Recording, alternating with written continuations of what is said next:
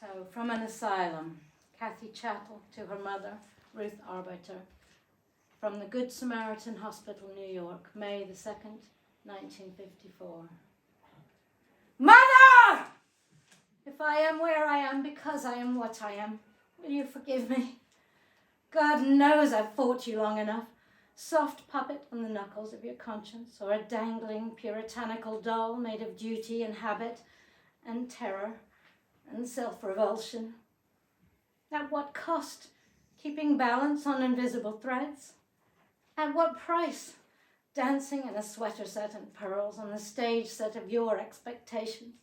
Yes, she was a nice girl. Yes, she was good. Got married, had a baby, just as she should. Her head was made of walnut, his body of wood. Then they had a little baby made of flesh and blood. Oh, mother, poor mother. Daddy thinks I'm wicked. Here they think I'm crazy. Please think I'm dead. When I had little Libby, I was almost real, but used up, almost killed being able to feel.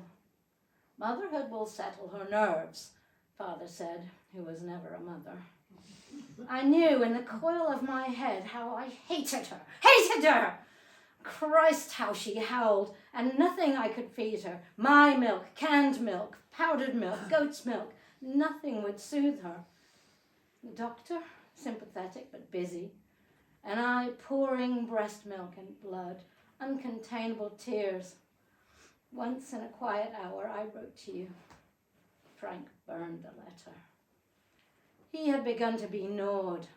Fine unseen teeth were gnawing him, whittling him. Wife forcing him into the prison of a family. Baby shaping him into the middle-class, money-earning, ulcered American dad.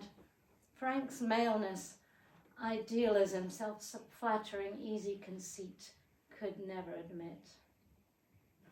Remember when he brought us that crazy red ramshackle farmhouse, miles out into the used-to-be country? Well, his sports car, his sideburns, his Scotch tweeds, and his 2 a.m. barbecues gave our wife-swapping, beef-eating neighbors some unthreatening entertainments. But by that time we were enemies. By day, hardly speaking. At night, mutual and experienced torturers. Libby, our principal weapon, spun helplessly between us. Don't take your venom out on the child, Frank would yell at me, then whisk her out in his MG to the zoo, to the park. One day he brought her back, bloodied by a swing. It was late, dark. I didn't say anything. Called the doctor, made bandages, filled up on whiskey. Later on, both drunk, he threw me down the cellar stairs. Slut, he kept shouting, slovenly, drunken bitch! Which was close to the truth. I never could live with my life unless I was drunk. I never could sleep or cry until I was drunk. I drank all day. One week, Frank went away. Just one of his conferences. And Libby came down with the flu, a fever. And she wasn't that sick, just sick enough to splash nerves into strips, moaning and vomiting, whining and bullying, panic like a hornet in my brain. Even my diet of whiskey couldn't keep me sane. No, don't you tell me she's only a baby. You know as well as I do, dear, that babies have selfish, grown bitch personalities curled up in them, like molars or hair. When she screamed, she knew she made me scream. And when I screamed, she knew I screamed guilt. Oh, Mother, can you feel what I felt? I had to get out of there for her sake. For her sake, Mother, I wish she would die. So I slept myself sober, installed my chrome babysitter, drove to the station, took the first train. It was one of those days when April is like October. Rain through a wind full of knife-edged, excitable sunlight. Walking from Central Station, feeling slenderer, blonder, familiar shiver of pleasure when men stopped to stare. Sky again, younger, too scared to go to bars, wandering like a schoolgirl from museum to museum. The modern art, Guggenheim, the Frick, the Metropolitan. at the end, in the end, to the cloisters. You took me there often as a child, you remember, your small, puzzled, prudish, fat daughter. But weirdly, Mother, weirdly, this time it was just as before, just as hallowed and hushed and mysterious, just as drenched in its greyness and gentleness, as if I'd been waiting there somewhere, some part of me waiting in childhood, expecting myself to come back. There was one chapel. Could I have dreamed it? Crouched, resigned, half caryatid, shouldering the arches like sins, on the altar, stiff under a baldachin, a statue, a crude wooden Mary, dangling her homunculus son. She was worn, worm-eaten, hunched in the vestiges of drapery, her features weary and purposeless with suffering, her face void, a wound of perpetual suffering. And she stared at me, down at me, suffering out of one terrible eye. I took in that gaze like a blade. What was it, a threat or a lie? Or did she know? Her thin Christ had no head, but did she know? I don't know what I did or why. It blurs now, but I woke up to find myself here, where they've taken my belt and my wedding ring, where they specialize in keeping me weeping. Come when you can, or when the white coats let you. They may not let you, of course. They think you're to blame. Good God, Mother, I'm not insane. How can I get out of here? Can't you get me out of here? I'll try, really, I'll try. The baby, the house, the whole damn bore. Because for me, what the hell else is there? Mother, what more? What more?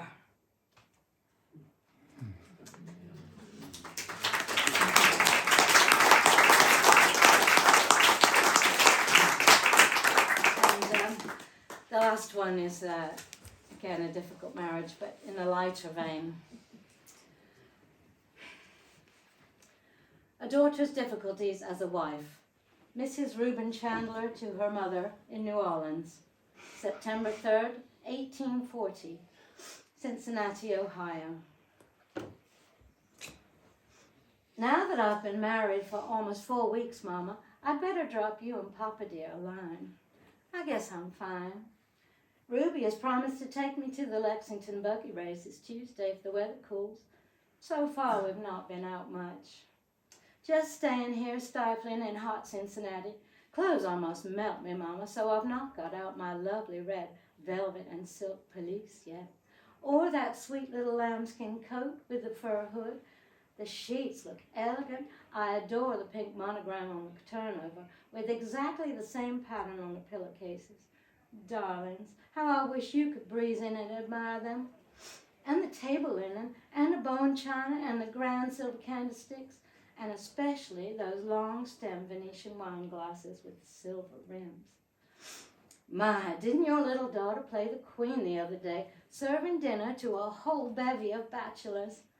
To tell the truth, Mama, Reuben was as silly to invite them.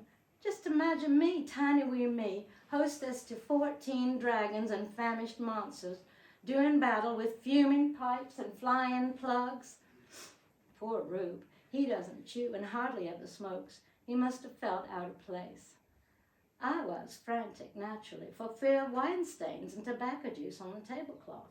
So I set Agatha in to dart and dab with the towel and told Sue in the kitchen to brew up some coffee quick before they started speech making. But it was no use. They would put me up on a chair after the ices, and one of them, Big Tom they call him, runs a sizable dry goods business here.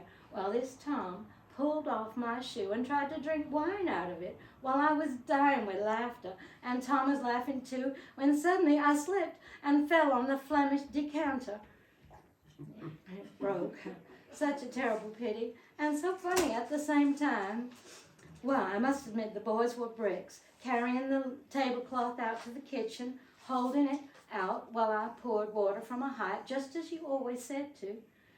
Everything would have been all right. The party could have gone on. Then Reuben had to nose in and spoil things, sending me to bed. So the boys went off, kind of sheepish. Later, Reuben said I had disgraced us, and where was I brought up anyway to behave like a barmaid? But it wasn't my fault, Mama. They were his friends. He invited them. I like to give men a good time. I'm writing this in bed because my head thumps and drums every time I move. I'm so dog-tired. The only time I sleep is in the morning when Reuben has left for the office. Which brings up a delicate subject, Mama. I've been thinking and thinking, wondering if I'll ever succeed in being the tender, devoted little wife you wanted me to be. Because, Mama, why didn't you tell me or warn me before I was married that a wife is expected to do it every night? How could we have guessed? Ruby came courting so cool and fine and polite, while beneath that gentlemanly, educated exterior, well, I don't like to worry you, Mama. You know what men are like. I remember you said once the dears couldn't help it. I try to be brave, but if you did have a chance to speak to Papa, why didn't you just ask him to slip a word, sort of man to Reuben, about how delicate I am, how sick I am every month?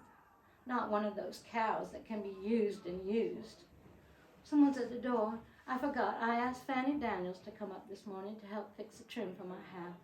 I have to hustle. Give all my love to Spooky and Cookie. How I miss them, the doggy darlings.